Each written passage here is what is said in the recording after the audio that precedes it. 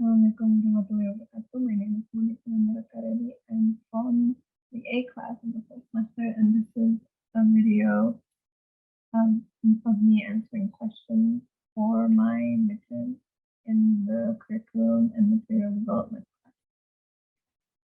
So the first question is, what do you think about curriculum? So curriculum is, first of all, is a standard-based sequence of plan experience where students practice and achieve proficiency in content and applied learning skills. Curriculum is the central guide for all educators as to what is essential for teaching and learning, so that every student has access to rigorous academic experiences. So basically, in my own personal opinion, a curriculum is what helps and what guides teacher as a path towards what they want to achieve in education, depending on what subject it is. So basically, curriculum, it's like, if you can put it in a way, it's like a tutorial or an instruction guide you get when you buy products. So it's very important that we do use the curriculum and then we have it in our country's educational system, of course, to help us with teaching in the future and right now. Even though the curriculum might not be as perfect as we want it to be, there are many lacks and flaws in the current curriculum even, but it will set a line into a finish line to where we have to go to that goal. Okay, so the next question is, we should review from the two books were given by our lecturers. So the first book is called Language Curriculum Design by John McAllister. And in this book, the first chapter of this book is called Language Curriculum Design and Overview. So it is basically a way for the author, John McAllister, to explain to us what language curriculum design is, which he says that curriculum design can be seen as a kind of writing activity, and as such, it can be useful to be studied as a subject. So he explained in his book, in the first chapter, that he gives us an image to a model of the parts of the curriculum design process. It is an easier way to look at how to make a curriculum design. In there, he has needs, environment, principles, the evaluation, the goals, the content. He explained it very thoroughly on how we should design a curriculum, and each part he wrote has like a simplified version of what's supposed to be a long explanation, which is very easy to read.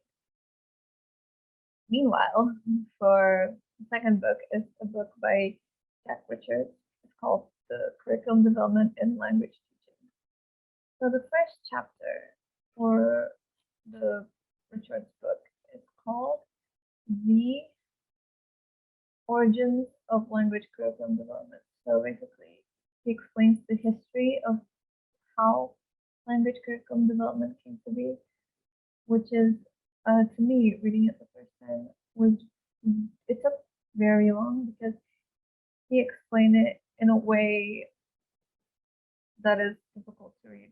Not because it's long and has too many words, but it's the word choice that he uses.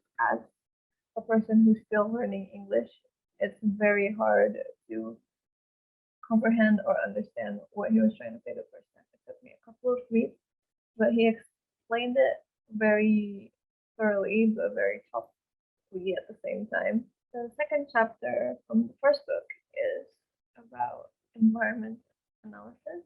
So environment analysis involves looking at the factors that will have a strong effect on decisions about the goals of the course, what to include in the course, how to teach and assess it.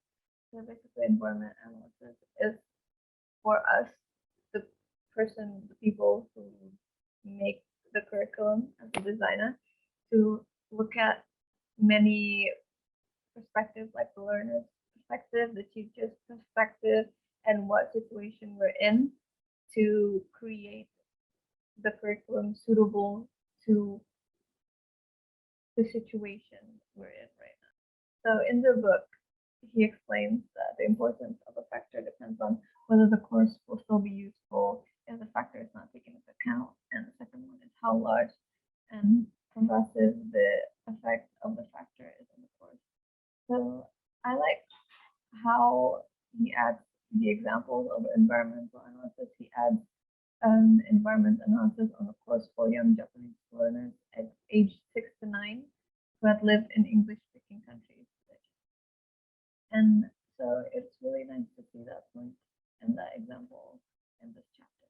So in the second chapter of the Jack Richards book, I focused more on the subpart is English for specific purposes. In there, he explained very thoroughly about how English for specific purposes came to be and how they are taught in the past and how it developed to what it is now. So he used a very, intricate language that I have to search some words up to understand it. But it's very, unlike the first chapter, it's still very well received by my brain. And then finally, the third chapter for both books is about needs analysis. So needs analysis is basically a procedure used to collect information about learners' needs. And in the first book, the McAllister book, he explained that needs analysis is directed mainly at the goals and concept of a course. It examines what the learners know already and what they need to know. Needs analysis makes sure that the course will contain relevant and useful things to learn. Good needs analysis involves asking the right questions and finding the answers in the most effective way. So he explained in his book that the various focuses of needs analysis are wants, lacks, and necessities. So basically, needs analysis is simply what the students need, what they want, what is necessary in the learner's use of the language, and what are the lacks, what's missing from the student comprehension. Though it's fairly the same to the Jack Richards book that they both explaining about needs analysis, but in the Jack Richards book, he explained how needs analysis was first introduced and how the history of it is. And then he explains the purpose as well. They both talk about the same thing, but in different ways, which is kind of cool. And finally, the third question is, what is our perspective about what kind of a good language curriculum that can be implemented right now? So, my opinion, well, in history, Indonesia has been through a lot, historically, like with the colonization and all that stuff. And so basically, our curriculum has been adjusting themselves to what period we're in and what sort of situation or problems we're in. Like, for example, when we were colonized by the Dutch in Portugal, our educational curriculum was based on that. And then when we had our independence, our curriculum is based on that situation as well. So for our language curriculum itself, we've been through the oral approach, which is in the earlier stages of our curriculum development. And then we've been through stuff where English is used contextually, and then we have been through all of that. But in my opinion, what would be a good language curriculum right now, and how do we implement it? So basically, we would have to have our curriculum based on our students, just like we do now, by the way. It's not teacher-based, student-based. But we have to, consider what's going on right now as well. Pandemic, globalization and everything, technologies, increasing technologies, new inventions.